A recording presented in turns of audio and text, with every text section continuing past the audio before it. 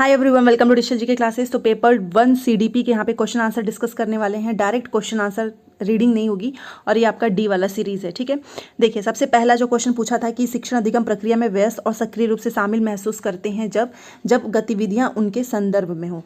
बाकी के सारे आंसर्स नेगेटिव हैं क्योंकि यहाँ पे नकारा जाता है, यहाँ पर रटना लिखा है और यहाँ पर उपेक्षा लिखा हुआ है, मतलब इग्नोर। तो आपका दूसरा हो जाएगा। ठीक है, नेक्स्ट क्वेश्चन देखिए, यहाँ पर लिखा हुआ है कि शिक्षकों को कक्षा में प्रभावी संज्ञान सुनिश्चित करने के लिए बच्चों को संवेगात्मक सहारा देना चाहिए क्योंकि जो इमोशंस और कॉग्निशंस होते हैं वो एक दूसरे से जटिल रूप से संबंधित हैं।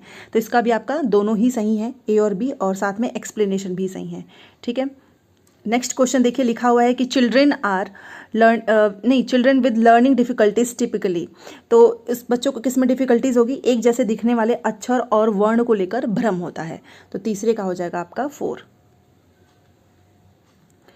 चलिए, थोड़ा सा यहाँ पर आप देख सकते हो उतना क्लियर नहीं है, बट जितना है उतना जो मेरे पास आया है यही आया है।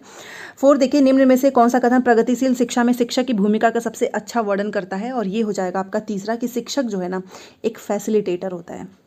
ठीक है, 3rd।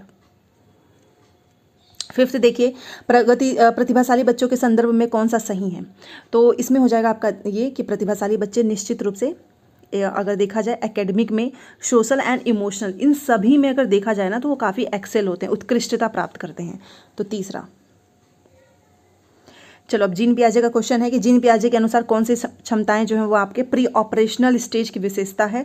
तो इसका आपका हो जाएगा पहला, सिंबॉलिक प्ले एंड एनिमिज्म। ठीक है, 7 देखिए, आलोचनात्मक सोच वाले प्रश्न पूछने का प्राथमिक उद्देश्य क्या है? तो इसका हो जाएगा आपका कि उच्च स्तरीय सोच और समस्या समाधान कौशल को बढ़ावा देना। ठीक है, सो ऑप्शन नंबर 4 7 का। अब यहाँ पर 8th, ये देखिए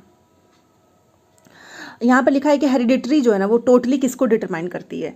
तो आप भी जानते हैं ये हमारे जो हेरिडिटरी होती है वो हमारे जेंडर को, हमारे सीखने की शैली को, शैक्षणिक सफलता को नहीं, ये हमारे जो है सेक्स को निर्धारित करती है। ठीक है, तो इसका आपका हो जाएगा पहला, दूसरा। यहाँ पे देखिए ये पहला है और यहाँ पे ये दूसरा ऑप्शन होगा। 9 देखिए, लिखा है कि बच्चों की लंबाई और वजन में, ये तो सभी को पता है कि इसका उदाहरण होता है ये आपका क्वांटिटेटिव का होता है, मात्रात्मक का होता है। 10 देखिए, लेव वाइगोस्की के अनुसार बच्चे अपने स्वयं के व्यवहार को किस प्रकार नियमित करते हैं? तो इनर स्पीच के थ्रू। ठीक है, आत्मवाक्य के द्वारा। नेक्स्ट 11 देखिए, विकास के संदर्भ में कौन सा कथन सही है? तो देखो इसमें विकास के संदर्भ में आपसे पूछ रहा है, तो विकास जो है वो चक्रीय तरीके से होता है, रेखीय नहीं होता है, ये चीज़ ध्यान देना। तो यही पहला होगा। 11 हो गया।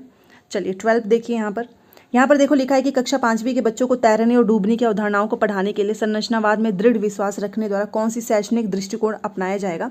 तो इसका आपका हो जाएगा गाइडेड डिस्कवरी, निर्देशित खोज। चलिए अब 13 पे चलते हैं। देखिए 13 में लिखा हुआ है कि विभिन्न जेंडर के व्यवहार के बारे में पूर्व कल्पित सामान्यीकरण क्या कहलाते हैं?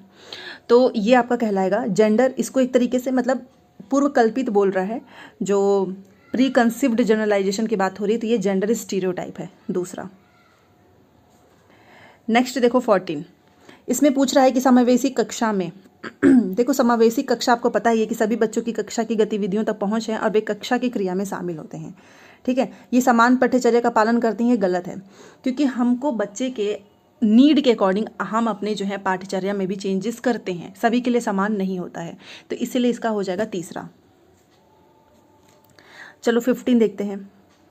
इसमें लिखा है कि लेव वाइगोस्की के सिद्धांत के अनुसार छात्रों को सीखने के अनुभव को बेहतर बनाने के लिए क्या करना, इसमें से एक अनुशंसित दृष्टिकोण है।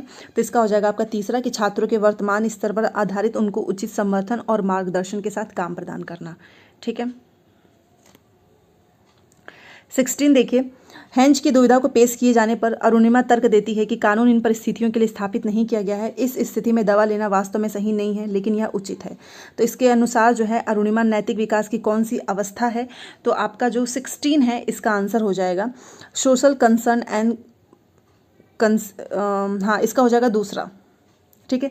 अच्छा, इसमें मुझे तो तीसरा मतलब तीसरे में भी थोड़ा सा कन्फ्यूज़न है, तो आप मुझे बताना कि आपने दूसरा और तीसरा में से आपका कौन सा सही है। तो थोड़ा सा इसमें डाउट है, तो इसको हम ऐसे ही छोड़ देते हैं, इसको हम बाद में क्लियर करेंगे, ठीक है, 16 में।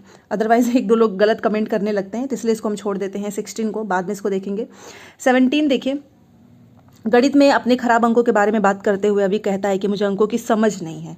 तो ये क्या है, मतलब अभी अपने प्रदर्शन का कारण किसको ठहरा रहा है, बताइए।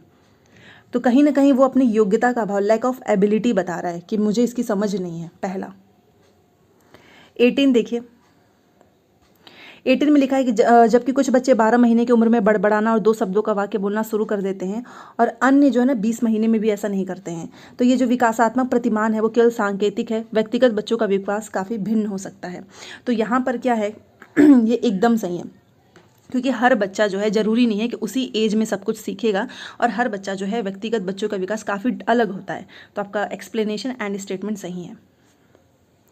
19 देखिए, निम्नलिखित में से कौन सा एक अच्छी तरह से तैयार किए गए आलोचनात्मक सोच वाले प्रश्न की विशेषता नहीं है। इस पे ध्यान देना, नहीं पे फोकस करना।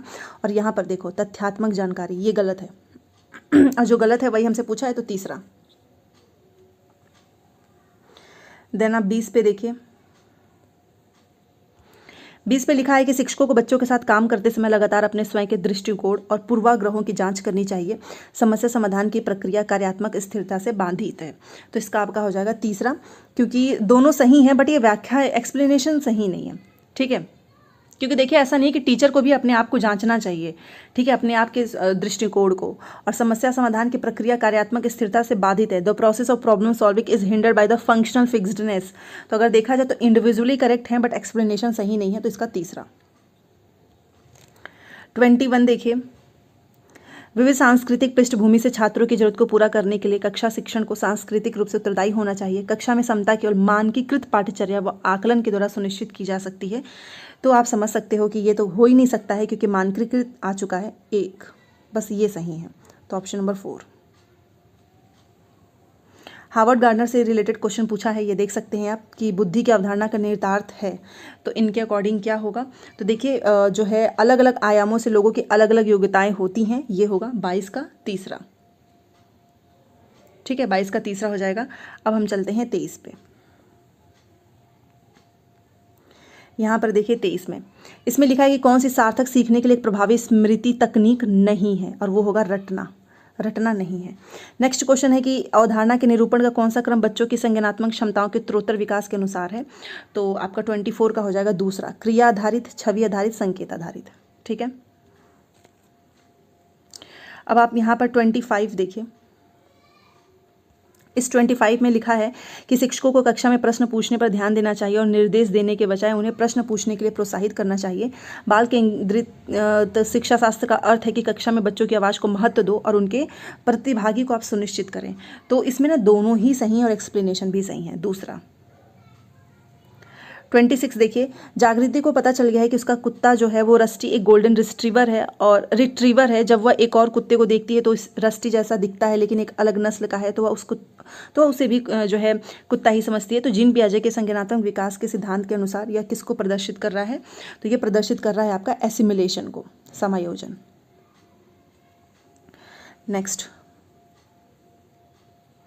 देखिए, ऐसे बच्चे जिन्होंने बहुत कम उम्र से गंभीर सामाजिक जो है अभाव का अनुभव किया है, आमतौर पर उनके विकास में देरी या बाधा उत्पन्न होती है और पुनर्वास के बावजूद विकास के कुछ क्षेत्रों में सुधार अधीनस्थ होने की संभावना है। तो यह जो अवधि है जिसमें विकास पर्यावरणीय समर्थन से महत्वपूर्ण रूप से प्रभावित होता है, क्या कहलाता है, तो ये कहलाएगा आपका सेंसिटिव पीरियड, ठीक है, पहला।